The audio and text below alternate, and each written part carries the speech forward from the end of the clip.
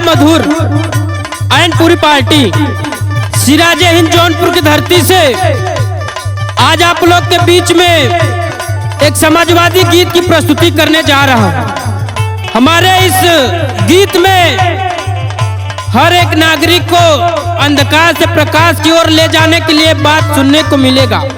हमारा हाथ जोड़कर सभी समाज में रहने वाले व्यक्ति से कहना है कि अपनी सोच को बदलिए, तभी हमारा और आपका जीवन सफल होगा। कहना बा मास्टर साहब गाना के लाइन में, बान्हा पगरिया कर तैयारिया लिया व सब सरकार बिरना हो।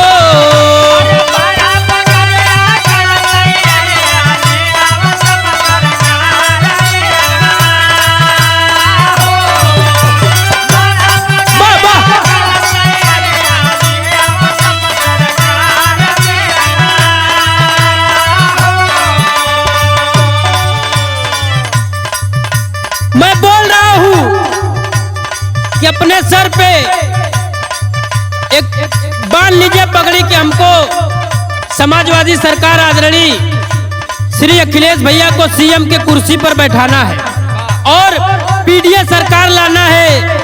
अंतरा के लाइन में कहना बा,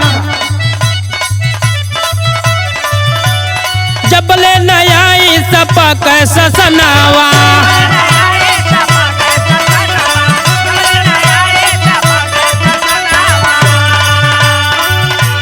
सबले गरीबवन का होई अपमनावा,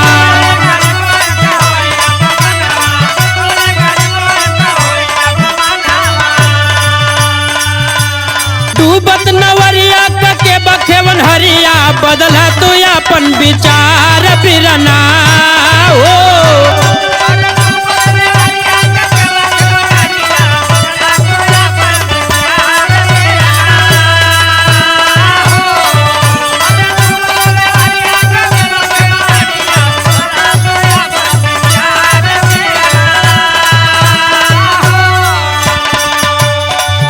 मैं बोल रहा हूं, यह समाज बोल रहा है कि अखिलेश भैया आइए और हमारे इस नाव का खेवैया बन जाइए। आपके बिना जिंदगी खराब हो गई है। पढ़ लिख कर हमारे जैसे नौजवान बेरोजगार होकर रोड पर घूम रहे हैं, लेकिन समाज से अनुरोध है कि अपना विचार बदलिए और उस सीएम के गद्दी पर आदरणीय श्री अखिलेश यादव को विराजमान करिए। अगवा लाइन में कहना बा मास्टर साहब, तो ही मतदाता चाची चाचा भैया,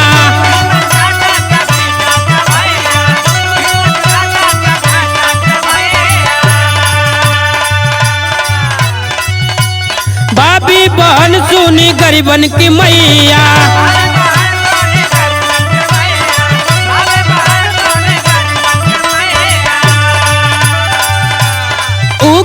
जोरिया चमकी नगरिया, बन जइबा तू ही आधार बिरना हो।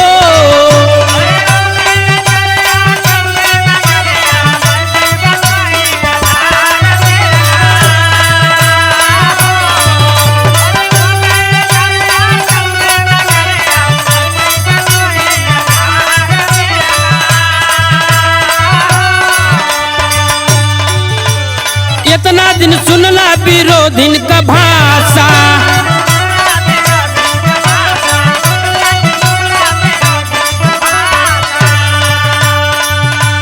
कई के निवारण लगाइले बयासा,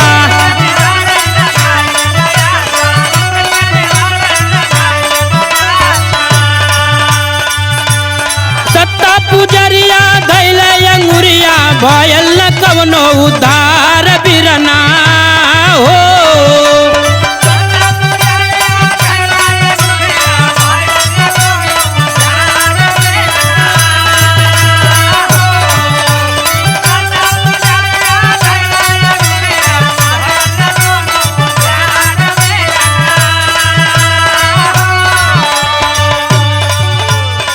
एक समाज से प्रार्थना बा और कहना बा गाना के माध्यम से यह गीत की जो लाइन है आप समझ जाएंगे क्या कहना है मास्टर साहब।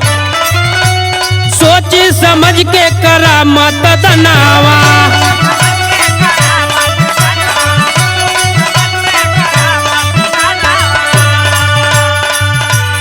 आजादी में गुलामी छिपल बा बिरनावा,